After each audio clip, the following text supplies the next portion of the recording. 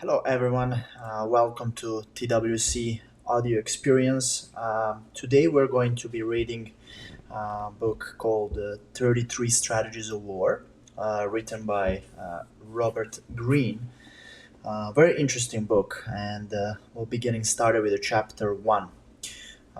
Chapter 1 is called Declare War on Your Enemies, the Polarity Strategy.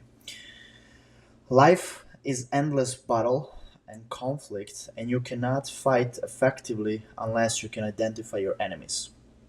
People are subtle and evasive, disguising their intentions, pretending to be on your side. You need clarity. Learn to smoke out your enemies, to spot them by the signs and patterns that reveal hostility. Then, once you have them in your sights, inwardly declare war. As the opposite poles of a magnet create motion, your enemies, your opposites, can fill you with purpose and direction. As people who stand in your way, who represent what you loathe, people to react against, they are a source of energy. Do not be naive. With some enemies, there can be no compromise, no middle ground. The inner enemy. In the spring of 401 BC, Xenophon, a 30-year-old country gentleman who lived outside Athens, received an intriguing invitation. A friend was recruiting Greek soldiers to fight as mercenaries for Cyrus, brother of the Persian king Artaxerxes, and asked him to go along. The request was somewhat unusual. The Greeks and the Persians had long been bitter enemies. Some 80 years earlier, in fact, Persia had tried to conquer Greece. But the Greeks, renowned fighters, had begun to offer their services to the highest bidder, and within the Persian Empire there were rebellious cities that Cyrus wanted to punish. Greek mercenaries would be the perfect reinforcements in his large army. Xenophon was not a soldier. In fact, he had led a coddled life, raising dogs and horses, traveling into Athens to talk philosophy with his good friend Socrates, living off his inheritance. He wanted adventure, though, and here he had a chance to meet the great Cyrus, learn war, see Persia. Perhaps when it was all over, he would write a book. He would go not as a mercenary, he was too wealthy for that, but as a philosopher and historian. After consulting the oracle at Delphi, he accepted the invitation. Some 10,000 Greek soldiers joined Cyrus's punitive expedition. The mercenaries were a motley crew from all over Greece, there for the money and the adventure. They had a good time of it for a while, but a few months into the job, after leading them into deep into Persia, Cyrus admitted his true purpose. He was marching on Babylon, mounting a civil war to unseat his brother and make himself king. Unhappy to be deceived, the Greeks argued and complained, but Cyrus offered them more money and then quieted them. The armies of Cyrus and Artaxerxes met on the plains of Sunaxa, not far from Babylon. Early in the battle, Cyrus was killed, putting a quick end to the war. Now the Greeks' position was suddenly precarious. Having fought on the wrong side of a civil war, they were far from home and surrounded by hostile Persians. They were soon told, however, that Artaxerxes had no quarrel with them. His only desire was that they leave Persia as quickly as possible. He even sent them an envoy, the Persian commander Tissaphernes, to provision them and escort them back to Greece. And so, guided by Tissaphernes and the Persian army, the mercenaries began the long trek home, some 1,500 miles. A few days into the march, the Greeks had new fears. Their supplies from the Persians were insufficient, and the route that Tissaphernes had chosen for them was problematic. Could they trust these Persians? They started to argue among themselves. The Greek commander, Clearchus, expressed his soldiers' concerns to Tissaphernes, who was sympathetic. Clarence should bring his captains to a meeting at a neutral site. The Greeks would voice their grievances, and the two sides would come to an understanding. Clarkus agreed and appeared the next day with his officers at appointed time and place, where, however, a large contingent of Persians surrounded and arrested them. They were beheaded that same day. One man managed to escape and warn the Greeks of the Persian treachery. That evening, the Greek camp was a desolate place. Some men argued and accused, others slumped drunk to the ground. A few considered flight, but with their leaders dead, they felt doomed. That night, Xenophon, who had stayed mostly on the sidelines during the expedition, had a dream. A lightning bolt from Zeus set fire to his father's house. He woke up in a sweat. It suddenly struck him. Death was staring the Greeks in the face, yet they lay around moaning, despairing, arguing. The problem was in their heads, fighting for money rather than for a purpose or cause, unable to distinguish between friend and foe, they had gotten lost. The barrier between them and home was not rivers or mountains or the Persian army, but their own muddled state of mind. Xenophon didn't want to die in this disgraceful way. He was no military man, but he knew philosophy and the way men think, and he believed that if the Greeks concentrated on the enemies who wanted to kill them, they would become alert and creative. If they focused on the wild treachery of the Persians, they would grow angry, and their anger would motivate them. They had to stop being confused mercenaries and go back to being Greeks, the polar opposite of the faithless Persians. What they needed was clarity and direction. Xenophon decided to be Zeus's lightning bolt, waking the men up and illuminating their way. He called a meeting of all the surviving officers and stated his plan. We will declare war without parley on the Persians, no more thoughts of bargaining or debate. We will waste no more time on argument or accusation among ourselves. Every ounce of our energy will be spent on the Persians. We will be as inventive and inspired as our ancestors at Marathon, who fought off a vastly larger Persian army. We will burn our wagons, live off the land, move fast. We will not for 1 second lay down our arms or forget the dangers around us. It is us or them, life or death, good or evil. Should any man try to confuse us with clever talk or with vague ideas or appeasement, we will declare him too stupid and cowardly to be on our side, and we will drive him away. Let the Persians make us merciless. We must be consumed with one idea, getting home alive. The officers knew that Xenophon was right. Next day, a Persian officer came to see them, offering to act as an ambassador between them and Artaceres.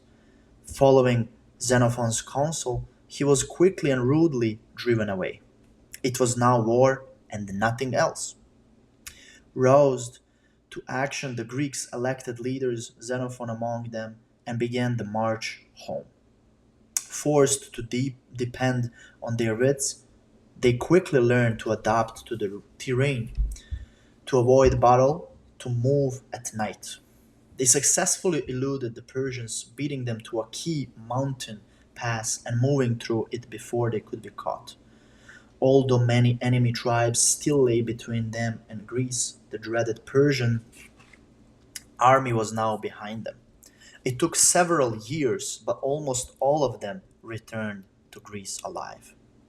Interpretation: life is battle and struggle, and you will constantly find yourself facing bad situations, destructive relationships, dangerous engagements.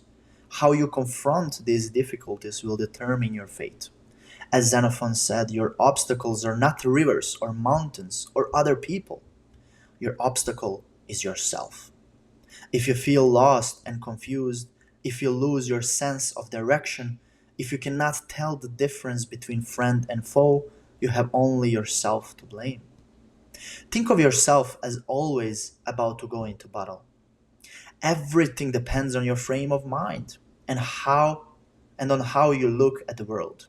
A shift of perspective can transform you from a passive and confused mercenary into a motivated and creative fighter. We are defined by our relationship to other people. As children, we develop an identity by differentiating ourselves from others, even to the point of pushing them away, rejecting them, rebelling. The more clearly you recognize who you do not want to be, then the clearer your sense of identity and purpose will be. Without a sense of that polarity, without an enemy to react against, you're as lost as the Greek mercenaries. Duped by other people's treachery, you hesitate at the fatal moment and descend into whining and argument. Focus on an enemy. It can be someone who blocks your path or sabotages you, whether subtly or obviously. It can be someone who has hurt you or someone who has fought you unfairly. It can be a value or an idea that you loathe and that you see in an individual or group. It can be an abstraction, stupidity, smugness, vulgar materialism. Do not listen to people who say that the distinction between friend and enemy is primitive and passe. They are just disguising their fear of conflict behind the front of false warmth.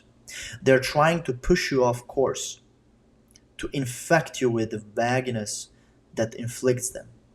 Once you feel clear and motivated, you will have space for true friendship and true compromise. Your enemy is the polar star that guides you. Given that direction, you can enter battle. He that is not with me is against me. Luke chapter 11, passage 23. The outer enemy. In the early 1970s, the British political system had settled into a comfortable pattern. The Labour Party would win an election, and then the next time around, the Conservatives would win. Back and forth, the power went, all fairly gentle and civilized. In fact, the two parties had come to resemble one another. But when the Conservatives lost in 1974, some of them had had enough. Wanting to shake things up, they proposed Margaret Thatcher as their leader. The party was divided that year, and Thatcher took advantage of the split and won the nomination. No one had ever seen a politician quite like Thatcher, a woman in a world run by men. She was also proudly middle class, the daughter of a grocer, in the traditional party of the aristocracy. Her clothes were prim, more like a housewife's than a politician's. She had not been a player in the Conservative Party. In fact, she was on its right wing fringes. Most striking of all was her style. Where other politicians were smooth and conciliatory, she confronted her opponents, attacking them directly. She had an appetite for battle. Most politicians saw Thatcher's election as a fluke and didn't expect her to last. And in her first few years leading the party, when Labour was in power, she did little to change their opinion. She railed against the socialist system, which in her mind had choked all initiative and was largely responsible for the decline of the British economy. She criticized the Soviet Union at the time of detente. Then, in the winter of 1978 to 1979, several public sector unions decided to strike. Thatcher went on the warpath, linking the strikes to the Labour Party and Prime Minister James Callaghan. This was bold, divisive talk, good for making the evening news, but not for winning elections. You had to be gentle with the voters, reassure them, not frighten them. At least that was the conventional wisdom. In 1979, the Labour Party called a general election. Thatcher kept on the attack, categorizing the election as a crusade against socialism and as Great Britain's last chance to modernize. Callaghan was the epitome of the genteel politician, but Thatcher got under his skin. He had nothing but disdain for this housewife turned politician, and he returned her fire. He agreed that the election was a watershed, for if Thatcher won, she would send the economy into shock. The strategy seemed partly to work. Thatcher scared many voters, and the polls that tracked personal popularity showed that her numbers had fallen well below Callaghan's. At the same time, though, her rhetoric and Callaghan's response to it polarized the electorate, which could finally see a sharp difference between the parties. Dividing the public into left and right, she charged into the breach, sucking in attention and attracting the undecided. She won a sizable victory. Thatcher had bowled over the waters, but now as Prime Minister she would have to moderate her tone, heal the wounds, according to the polls, at any rate. That was what the public wanted.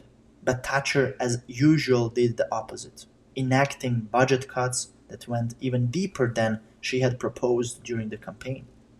As her policies played out, the economy did indeed go into shock, as Callaghan had said it would, and unemployment soared. Men in her own party, many of whom had by that point been resenting her treatment of them for years, began publicly to question her abilities. These men, whom she called the vets, were the most respected members of the Conservative Party, and they were in a panic. She was leading the country into an economic disaster that they were afraid they would pay for with their careers. Thatcher's response was to purge them from her cabinet. She seemed bent on pushing everyone away. Her legion of enemies was growing, her poll numbers slipping still lower. Surely the next election would be her last. Then, in 1982, on the other side of the Atlantic, the military junta that ruled Argentina, needing a cause to distract the country from its many problems, invaded the Falkland Islands, a British possession to which, however, Argentina had a historical claim. The officers of the junta felt certain that the British would abandon these islands, barren and remote. But Thatcher did not hesitate. Despite the distance, 8,000 miles, she sent a naval task force to the Falklands. Labour leaders attacked her for these pointless and costly wars. Many in her own party were terrified. If the attempt to retake the island failed, the party would be ruined. Thatcher was more alone than ever, but much of the public now saw her qualities, which had seemed so irritating, in a new light. Her obstinacy became courage, nobility. Compared to the dithering, painty-waisted, careerist man around her, Thatcher seemed resolute and confident. The British successfully won back the Falklands, and Thatcher stood taller than ever. Suddenly, the country's economic and social problems were forgotten. Thatcher now dominated the scene, and in the next two elections she crushed Labour. Interpretation: Margaret Thatcher came to power as an outsider, a middle class woman, a right wing radical. The first instinct of most outsiders who attain power is to become insiders. Life on the outside is hard, but in doing so they lose their identity, their difference, the thing that makes them stand out in the public eye. If Thatcher had become like the men around her, she would simply have been replaced by yet another man. Her instinct was to stay an outsider. In fact, she pushed being an outsider as far as it could go. She set herself up as one woman against an army of men. At every step of the way, to give her the contrast she needed, Thatcher marked out an opponent. The socialists, the vets, the Argentinians. These enemies helped to define her image as determined, powerful, self sacrificing. Thatcher was not seduced by popularity, which is ephemeral and superficial. Pundits might obsess over popularity in numbers, but in the mind of the voter, which for a politician is the field of a battle, a dominating presence has more pull than does likability. Let some of the public hate you, you cannot please everyone. Your enemies, those you stand sharply against, will help you to forge a support base that will not desert you.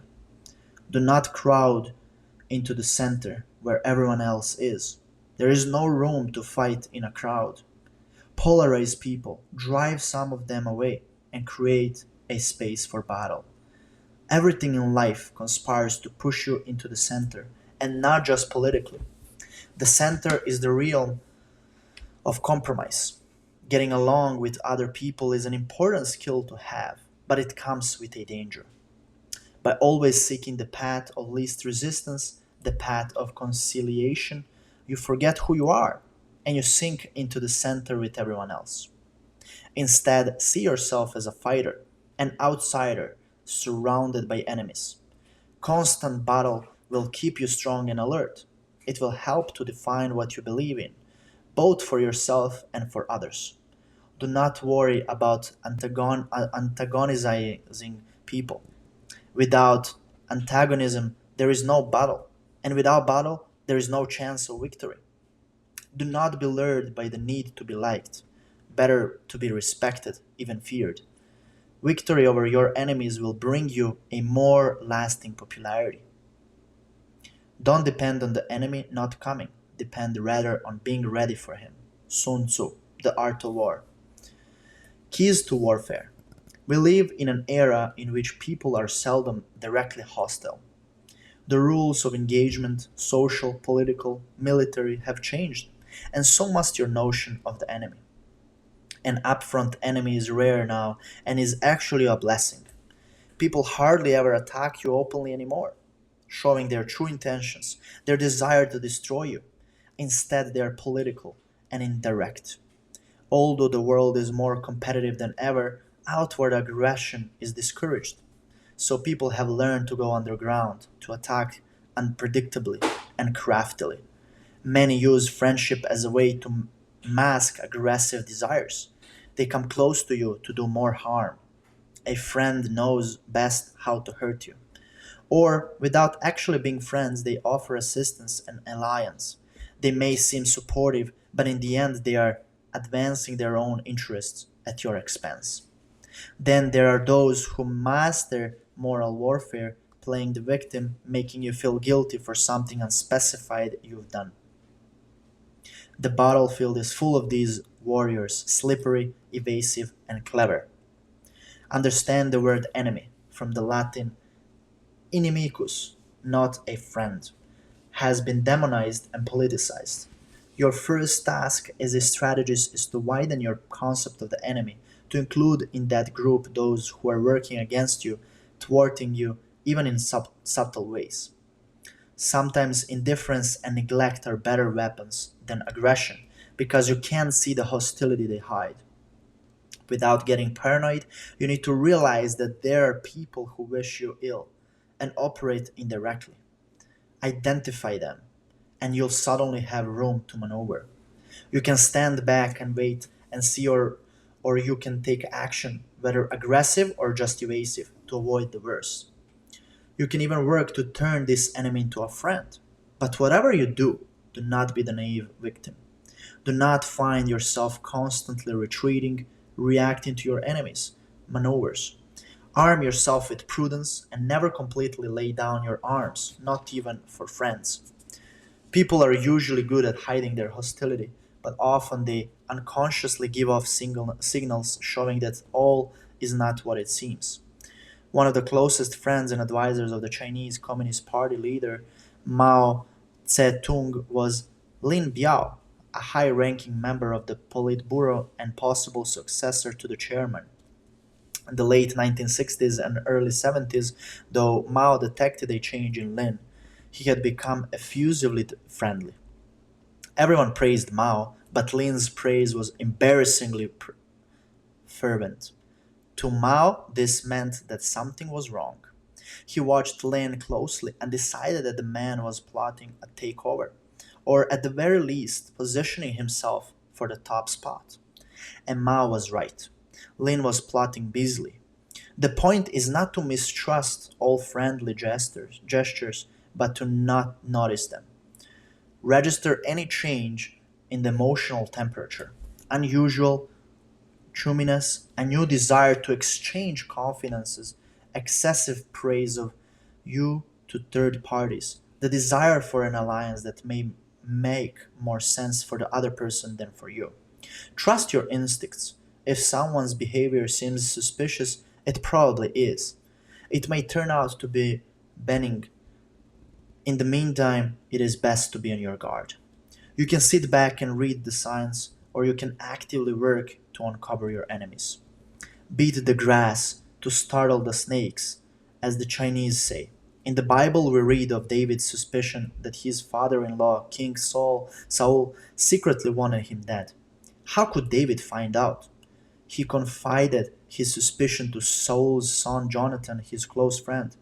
Jonathan refused to believe it, so David suggested a test.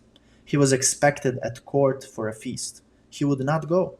Jonathan would attend and pass along David's excuse, which would be adequate but not urgent. Sure enough, the excuse enraged Saul, who exclaimed, "Send at once and fetch him unto me. He deserves to die." David's test succeeded because it was ambiguous. His excuse for missing the feast could be read in more than one way. If Saul meant well toward David, he would have seen his son in law absence as no more than selfish at worst. But because he secretly hated David, he saw it as effrontery, and it pushed him over the edge. Follow David's example, or say or do something that can be read in more than one way, that may be superficially polite, but that could also indicate a slight coolness on your part, or be seen as a subtle insult. A friend may wonder, but will let it pass. The secret enemy, though, will react with anger. Any strong emotion, and you will know that there is something boiling under the surface. Often, the best way to get people to reveal themselves is to provoke tension and argument. The Hollywood producer Harry Cohn, president of Universal Pictures, frequently used this strategy to ferret out the real position of people in the studio who refused to show what side they were on. He would suddenly attack their work or take an extreme position, even an offensive one, in an argument. His provoked directors and writers would drop their usual caution and show their real beliefs. Understand, people tend to be vague and slippery because it is safer than outwardly committing to something. If you're the boss, they will mimic your ideas. Their agreement is often pure courtiership. Get them emotional. People are usually more sincere when they argue. If you pick an argument with someone and he keeps on mimicking your ideas, you may be dealing with a chameleon, a particularly dangerous type. Beware of people who hide behind a facade of vague abstractions and impartially. No one is impartial. A sharply worded question, an opinion designed to offend, will make them react and take sides. Sometimes it is better to take a less direct approach with your potential enemies, to be as subtle and conniving as they are. In 1519, Hernan Cortes arrived in Mexico with his band of adventurers. Among these 500 men were some whose loyalty was dubious. Throughout the expedition, whenever any of Cortes's soldiers did something he saw as suspicious, he never got angry or accusatory. Instead, he pretended to go along with them, accepting and approving what they had done. Thinking Cortes weak, or thinking he was on their side, they would take another step. Now he had what he wanted, a clear sign to himself and others that they were traitors. Now he could isolate and destroy them. Adopt the method of Cortes. If friends or followers whom you suspect of ulterior motives suggest something subtly hostile or against your interests or simply odd, avoid the temptation to react, to say no, to get angry, or even to ask questions. Go along or seem to turn a blind eye, your enemies will soon go further, showing more of their hand. Now you have them in sight and you can attack. An enemy is often large and hard to pinpoint, an organization or a person hidden behind some complicated network. What you want to do is take aim at one part of the group, a leader, a spokesman, a key member of the inner circle. That is how the activist Saul Alinsky tackled corporations and bureaucracies.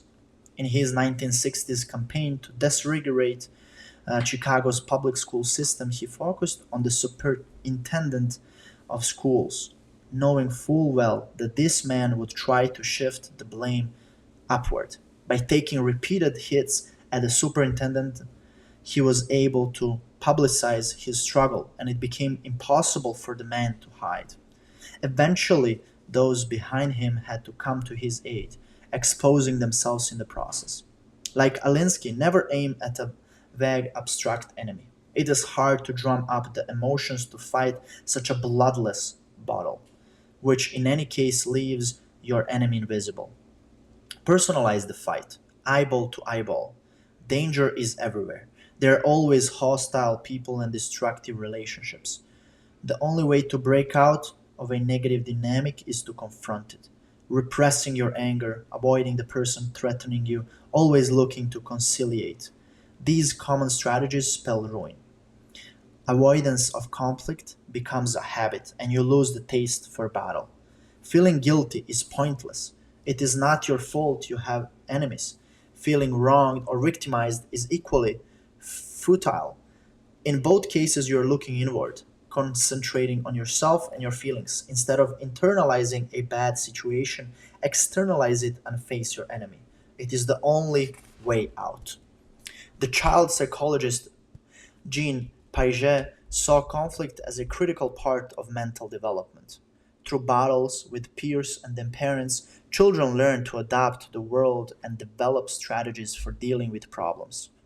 Those children who seek to avoid conflict at all costs, or those who have overprotective parents, end up handicapped socially and mentally. The same is true of adults. It is through your battles with others that you learn what works, what doesn't, and how to protect yourself. Instead of shrinking from the idea of having enemies, then embrace it. Conflict is therapeutic. Enemies bring many gifts. For one thing, they motivate you and focus on your beliefs. The artist Salvador Dali found early on that there were many qualities he could not stand in people: conformity, romanticism, piety.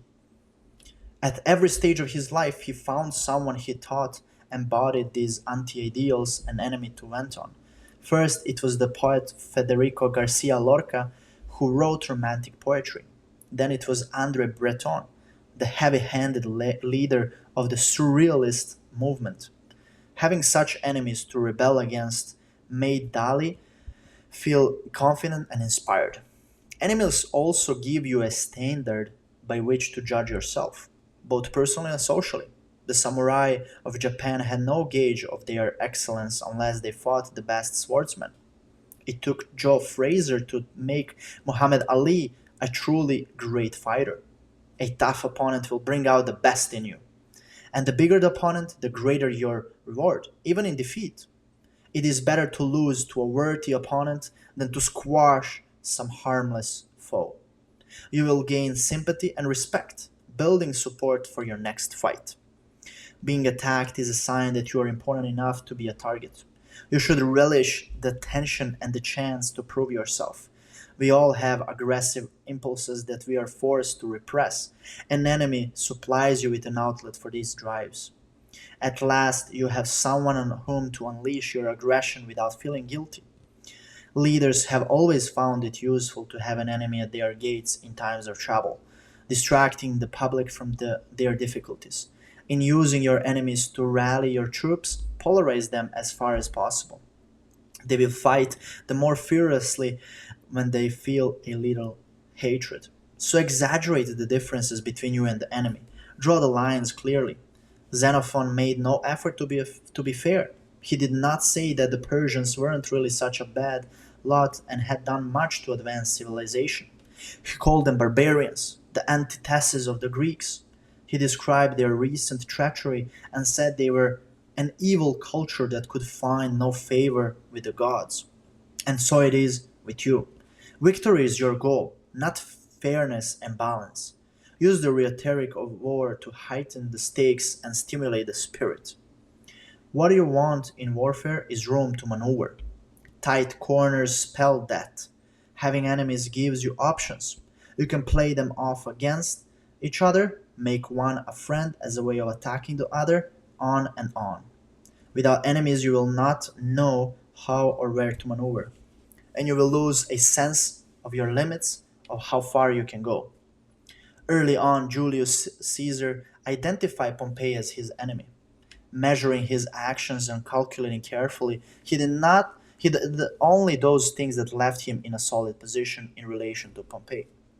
When war finally broke out between the two men, Caesar was at his best. But once he defeated Pompey and had no more such rivals, he lost all sense of proportion. In fact, he fancied himself a god. His defeat of Pompey was his own undoing.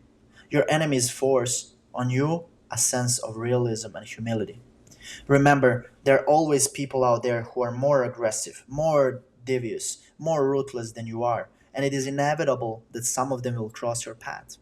You will have a tendency to want to conciliate and compromise with them. The reason is that such types are often brilliant deceivers who see the strategic value in charm or in seeming to allow you plenty of space. But actually, their desires have no limit, and they are simply trying to disarm you. With some people, you have to harden yourself to recognize that there is no middle ground, no hope of conciliation. For your opponent, your desire to compromise is a weapon to use against you. Know these dangerous enemies by their past. Look for quick power grabs, sudden rises in fortune, previous acts of treachery. Once you suspect you are dealing with a Napoleon, do not lay down your arms or entrust them to someone else. You are the last line of your defense. Image, the earth. The enemy is the ground beneath your feet. It has a gravity that holds you in place, a force of resistance. Root yourself deep in this earth to gain firmness and strength. Without an enemy to walk upon, to trample, you lose your bearings and all sense of proportion. Authority. If you count on safety and do not think of danger, if you do not know enough to be wary when enemies arrive, this is called a sparrow nesting on a tent, a fish swimming in a cauldron. They won't last the day. Reversal. Always keep the search for and use of enemies under control. It is clarity you want, not paranoia. It is the downfall of many tyrants to see an enemy in everyone. They lose their grip on reality and become hopelessly embroiled in the emotions their paranoia churns up. By keeping an eye on possible enemies, you are simply being prudent and cautious. Keep your suspicions to yourself, so that if you're wrong, no one will know. Also, beware of polarizing people so completely that you cannot back off. Margaret Thatcher, usually brilliant at the polarizing game, eventually lost control of it. She created too many enemies and kept repeating the same tactic, even in situations that called for retreat. Franklin Delano Roosevelt was a master polarizer, always looking to draw a line between himself and his enemies. Once he had made that line clear enough, though, he backed off, which made him look like a conciliator, a man of peace who occasionally went to war. Even if that impression was false, it was the height of wisdom to create it.